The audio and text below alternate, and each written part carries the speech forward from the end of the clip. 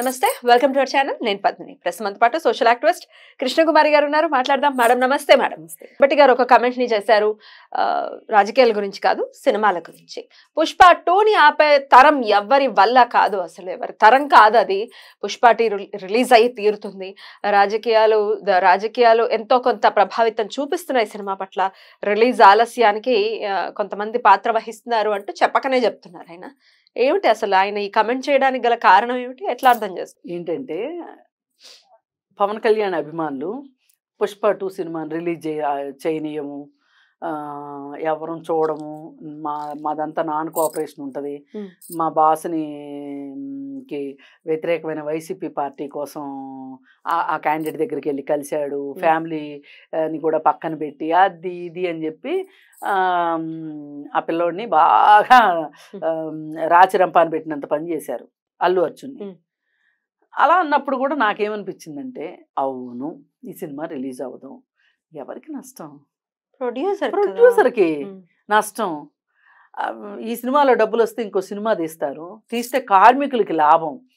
Cinema ఇండస్ట్రీలో ఉండి ఆ మాత్రం చిన్న సూత్రాన్ని అర్థం చేసుకోలేని పవన్ కళ్యాణ్ అవివేకాన్ని నేను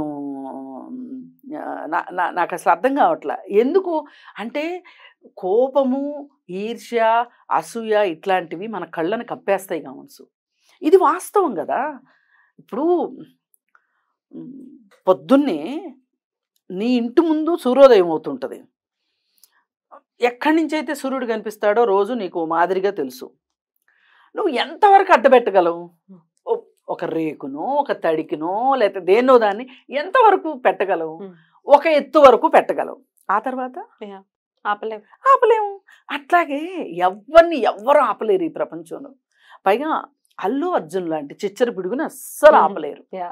అవసరమైతే పవన్ కళ్యాణ్ కన్నా వయసు అయిపోతుంది, కానీ వయసు అంతా ముందుంది అల్లు అర్జున్.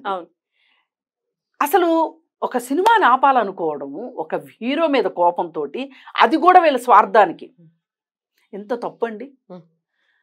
అలా చేయకూడదు.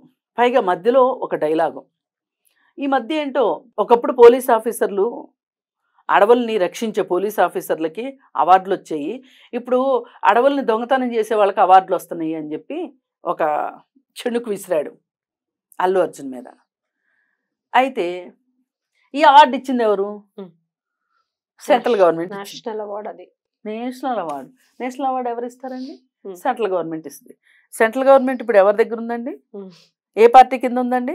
మీరు కూటమిలో పెట్టుకున్నదారు. నువ్వు ఎవరి మోచేతి నీళ్ళు అయితే తాగుతున్నావో ఆ పార్టీ కింద ఉంది. వాళ్ళు ఇచ్చారు ఈ అవార్డు. ముందు వెళ్ళి వాళ్ళని అడుగు, నీకు చేతనైతే, ధైర్యం ఉంటే, దమ్ము ఉంటే, ఢిల్లీ వెళ్ళే ధైర్యం ఉంటే, మోడీ ముందు నుంచుని లేదంటే కూర్చుని మాట్లాడగలిగే దమ్ము ఉంటే వెళ్ళి మోడీని అడగాలి. అంటే ఎవరిని కన్ఫ్యూజ్ చేద్దామని ఇట్లాంటి విషయాలు మాట్లాడేది. సరే, ఇవన్నీ ఒక ఎత్తు. అంబటి గారు మాట్లాడారు. ఇప్పుడు కొత్తగా సీన్లోకి అంబటి గారు వచ్చారు. అదే అంబటి గారు రావడం నాకు ఎట్లా కనిపిస్తుందంటే, ఇప్పుడు బ్రేకప్ అయిపోయిన అమ్మాయికి మామూలు అమ్మాయిని పడేయటం కన్నా బ్రేకప్ అయిన అమ్మాయిని పడేయటం ఈజీ అని అల్లు అర్జున్ సినిమాలోనే ఒక డైలాగ్ ఉంది. ఇప్పుడు అల్లు అర్జున్ మనసంతా గాయపడి ఉన్నాడు, దెబ్బతిని ఉన్నాడు. ఈ టైంలో ఈయన వెళ్ళి కాస్త వెన్నపూస రాసి బట్టరేసి మేమున్నావు మైహోనా అనుకుంటా వెళ్ళాడు అంబటి రాంబాబు. అంటే చూడండి, శత్రువు మిత్రుడు పాలసీ. ఇప్పుడు ఎన్ని యుగాలు మారినా ఈ యుద్ధ నీతి మాత్రం మారట్లేదు. చూడండి, శత్రువు మిత్రుడు. అందుకని చెప్పి ఎలా ఆగుతుందో చూస్తాం. నువ్వేమి చూడక్కర్లా, సినిమా ఎలా అయినా రిలీజ్ అయి చూస్తుంది, తీరుతుంది. ఒక్కొక్కసారి ఏంటంటే ఒక్కొక్కళ్ళు ఉంటారు తెలివైన వాళ్ళు, ఎవరో బాగా చెమట్లు కార్చుకుని కష్టపడి కష్టాలు పెట్టి వంటంతా కంప్లీట్ చేస్తారు. కంప్లీట్ చేశాక ఆఖరి నిమిషంలో వచ్చేసేసి 2 తమల కరివేపాకు ఇలా దూసి కాస్త కొత్తిమీర తీసి ఇలా వేసి వంటంతా నేనే చేశా అనే వాళ్ళు ఉంటారు కొంతమంది. అలా ఉన్నాడు అంబటి. రిలీజ్ కి రెడీగా ఎలాగూ ఉంది. ప్రాణం పోయినా రిలీజ్ చేసుకుంటారు వాళ్ళు. ఇది ఒక పరువు ప్రతిష్టకు సంబంధించిన, డబ్బులైనా వస్తాయనే తర్వాత విషయం, రిలీజ్ అయితే చేసుకుని తీరుతారు. నువ్వు చెప్పేదేంటి? పైగా నువ్వేమన్నా అధికారంలో ఉంటే పోనీ గవర్నమెంట్లో ఉన్నోడిగా నువ్వేమన్నా చర్యలు చేపడతావు అంటే ఒక అర్థం ఉంటుంది. నువ్వు గవర్నమెంట్లో కూడా లేవు, నువ్వేం చేస్తావు అసలు? కాటికి కాళ్ళు చేసిన ముసలి ముద్దలాగా ఉన్నావు నువ్వు ఇవాళ. ఇది బ్రేకప్ అమ్మ ఇదే ఈ స్టోరీ 100%. ఇప్పుడు అందుకని ఇట్లాంటి వాళ్ళు తెలివిగా మాట్లాడి ఇప్పుడు రాబోయే ఎలక్షన్స్కి అల్లు అర్జున్ అభిమానులకి ఇప్పటి నుంచి గాలం వేస్తున్నాడు చూడండి. ముందు చూపు చాలా ముందు చూపు. ఇప్పుడు ఆపదలో ఉన్నాడు, కొంచెం బాధలో ఉన్నాడు. అతన్ని కాస్త బట్టరేస్తే, అతనికి కాస్త ముద్దు చేస్తే అలా పడి ఉంటాడు అని ఒక ఉద్దేశం. ఒకటి అర్థం కావాల్సింది ఏంటంటే, నువ్వు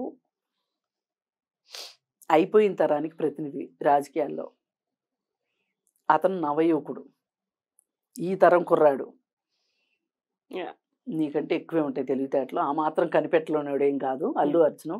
అందుకని పోయి రాజకీయ నాయకులను అయితే ఎవడో నమ్మడు. ఇప్పుడున్న రాజకీయ నాయకులను అస్సలు నమ్మరు. అందుకని చెప్పి నువ్వేం ఆశలు పెట్టుకొని నువ్వేదో ఇప్పటి నుంచే ఖర్చీఫ్లు వేసుకోవాల్సిన అవసరం లేదు అంబటి రాంబాబు.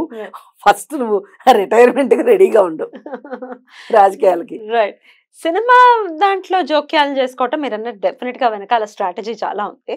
బట్ ఇట్లా మాట్లాడతారు ఖచ్చితంగా అనేది మర్చిపోతారా? అవుట్ ఆఫ్ ద బాక్స్ వెళ్ళిపోతుంటారా? వాళ్ళకి ఆ క్షణం వాళ్ళకి అనిపించింది మాట్లాడేస్తారండి. వాళ్ళకి ఫిల్టర్లు ఉండవు. రాజకీయ నాయకుడు అవ్వటానికి మొదటి అర్హత ఏంటంటే ఫిల్టర్లు లేకపోవడమే. ఒకప్పుడు ఫిల్టర్లు ఉంటే రాజకీయ నాయకులు నర్మగర్భంగా మాట్లాడేవాళ్ళు. ఏం మాట్లాడితే ఎటువైపు నుంచి ఏ విమర్శ వస్తుందో, ఏ పేపర్ ఏం రాస్తుందో, ఏ టీవీ ఛానల్లో ఏమొస్తుందో అని ఆలోచించి మర్యాదగా మాట్లాడేవాళ్ళు. ఇప్పుడు అలా మర్యాదగా మాట్లాడేవాళ్ళు ఎవరు?